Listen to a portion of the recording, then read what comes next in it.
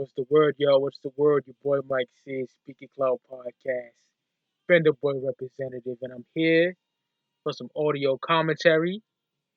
And huge shout out to my Speaking Cloud Podcast brethren for inspiring me to do this. My nigga Immobilarity1, you know him as Steve on Speaking Cloud Podcast. He's a fucking legend, YouTube album review legend in my eyes. One of my best friends ever. This dude is beyond a real one. Mad love to my nigga Immobilarity1. He had the great idea for a video called Should Method Man Be Included in the King of New York Conversation? And I watched the video last night and I was just fucking blown away by the quality of the video, how he, you know, talked about meth, and I related to everything he said, damn near everything he said. Um, and I want to talk about it, So, in my personal opinion, should Method Man be included in the King of NY conversation? I say absolutely. You know what I mean? Like, you had to be in the building when Method Man was at the height of his popularity. Now, y'all know the story. I said it 1,000 times on the podcast.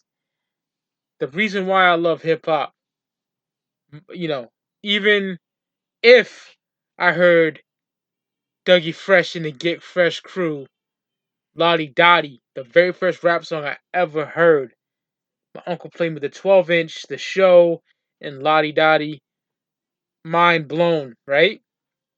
He played me Big Daddy Kane, Long Live the Kane. Loved it. Ain't no half stepping, raw, all that shit, right? Loved it. He played me Public Enemy, Yo Bum Rush the Show. I tell the famous story of you're gonna get yours playing in my grandmom's stereo in the living room in 1995, and the whole fucking floor shaking. You know how powerful that fucking stereo was, and that blew my mind too. I love rap, but what made me leave the motherfucking house and spend my hard-earned allowance money washing dishes, doing the yard work, all that fly shit, for like other people and stuff like that. Fucking like I was big on what I spent my money on back then was basically wrestling magazines, comic books, and action figures. You feel me? Video games too. But fucking when I seen the video for the mystery of chess boxing on my uncle's I forgot the name of the video service. It was like a prescription. You would every month, I think Music Monthly or something, Video Music Monthly or something like that.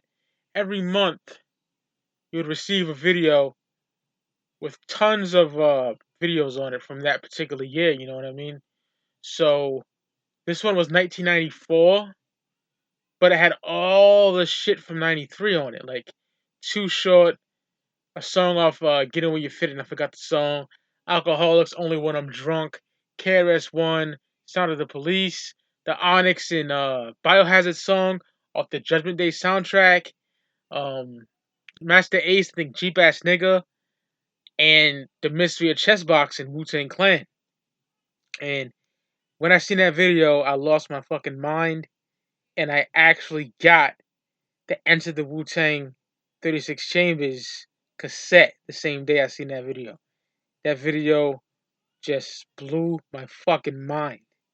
You know what I mean? So, yeah, that's how I got in the Wu-Tang Clan, and Meth was at the height of his popularity at that time. And everybody knows me, knows that Ghostface Killer is my favorite Wu-Tang Clan member. He's not just my favorite member of Wu-Tang. He's probably my favorite rapper of all time. It's I go back and forth between the Notorious B.I.G., Nas, and Ghostface Killer. You know what I mean? Those are my top three MCs ever.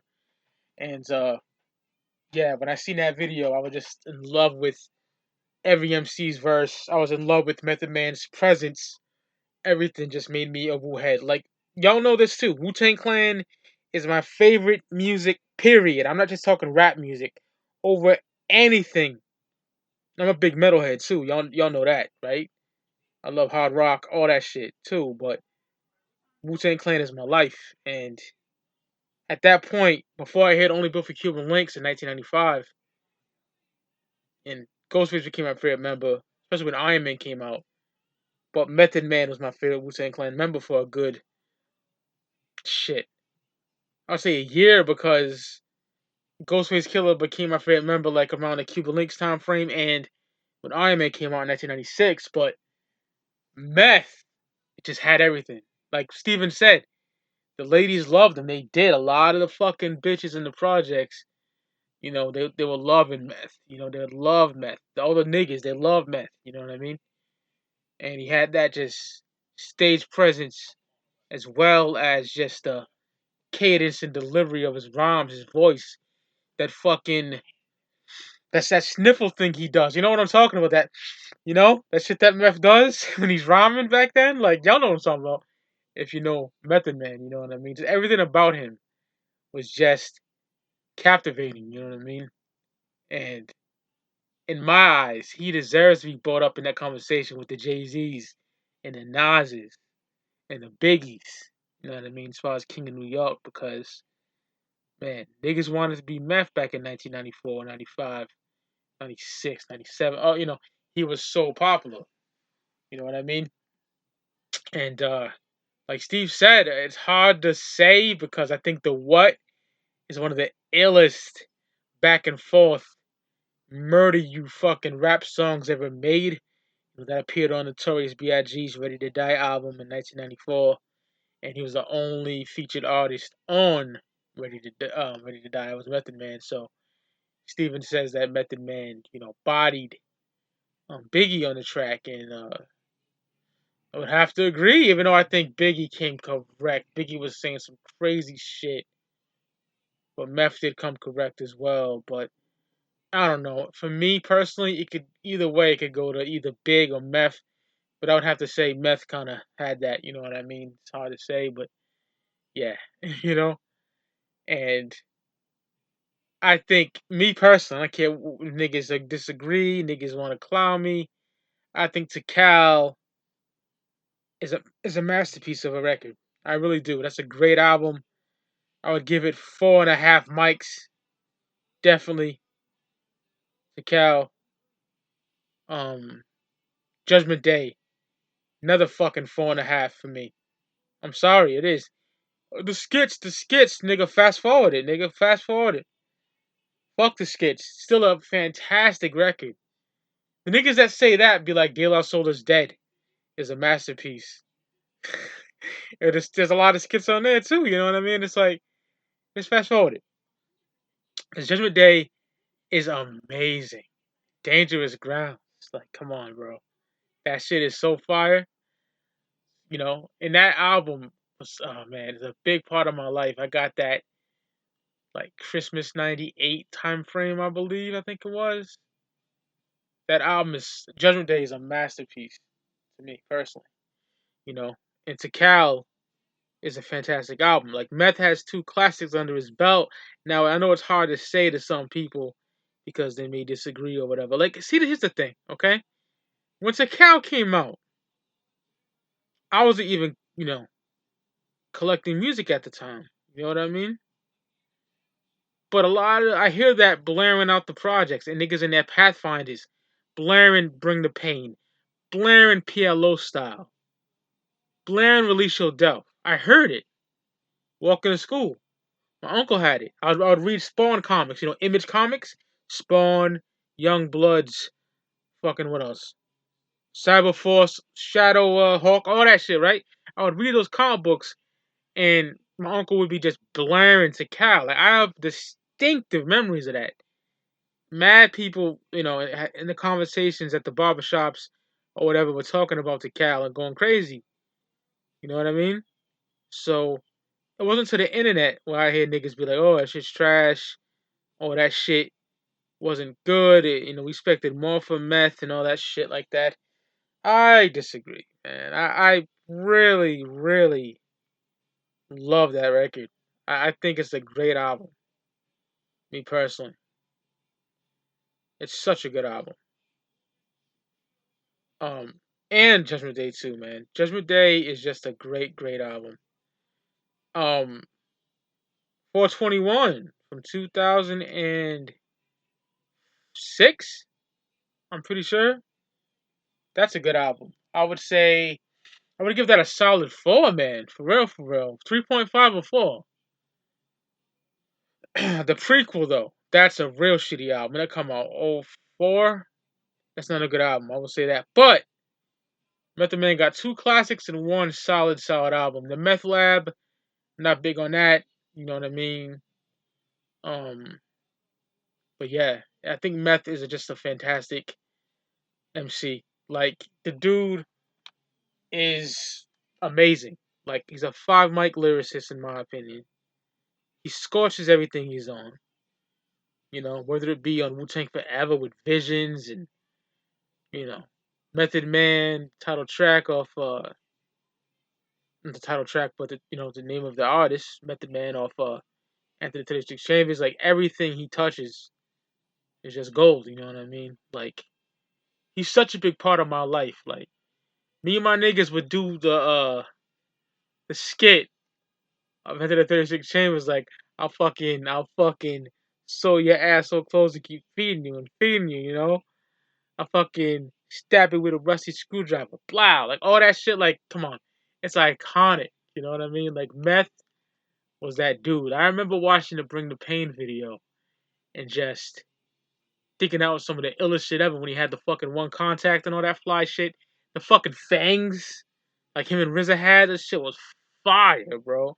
Like Tikal is just the fucking it's like he was on PCP writing that shit in a cave with the fucking druid cloak on. That's how dark that shit is. You feel? And to see it get slandered nowadays is fucking crazy to me because everyone loved it. You know what I mean? But it is what it is. Niggas have their own opinions, but to me that shit's wild. Hanging on to Cal, that's a great album. But yeah, there's no doubt in my mind that Method Man needs to be talked in that conversation because he was in that same bracket of MC even before fucking Nas and Hove. You know, he was talked about before them niggas. You know what I mean? Of course, they have a better discography than Meth. You know what I mean? I'll probably like them better than Meth. You know what I mean? But not by much. You feel? Like Method Man is just a fucking superb lyricist. And yo, even nowadays, to be honest, like something my good brother Immobilarity didn't touch on, but it's all good. I'll touch on it. Is his fucking verse on the new Conway the Machine album, King to a God, the song Lemon. He caught a fucking body. You know? Like, come on. Like, he still got it. That's why I get disappointed when Meth don't put out any good material, because lyrically, he is there. And he can hang with the best of them nowadays. He can hang with the Conways, the Bennies. He can do it. You know what I mean? He's fucking... They looked up to him. You know what I mean? So, it's just fucking blasphemy when I hear Meth got no classics in my eyes. You know, he got 2 classics to me. And he should definitely be brought up in the motherfucking conversation. You know what I mean? And to talk about um his filmography, you know what I mean? He was in Belly, you know. What's his name? Shamik, I think his name is. He was in 187, like my brother Steven said. He was in Copland, fucking How High, of course, all that shit. He's a great actor. He was Cheese in The Wire, probably my favorite performance is him. And now he's Davis McLean in Power, Book 2. Like, he's an amazing actor, man, in my opinion. You know what I mean? That's another thing under his belt. Is his acting chops, you know what I mean? But I never got the hate for Takao or Judgment Day when it came to online, you know what I mean? I think Meth deserves better, you know. Give him his flowers while he's here. That's why I'm doing this response. You know, I think that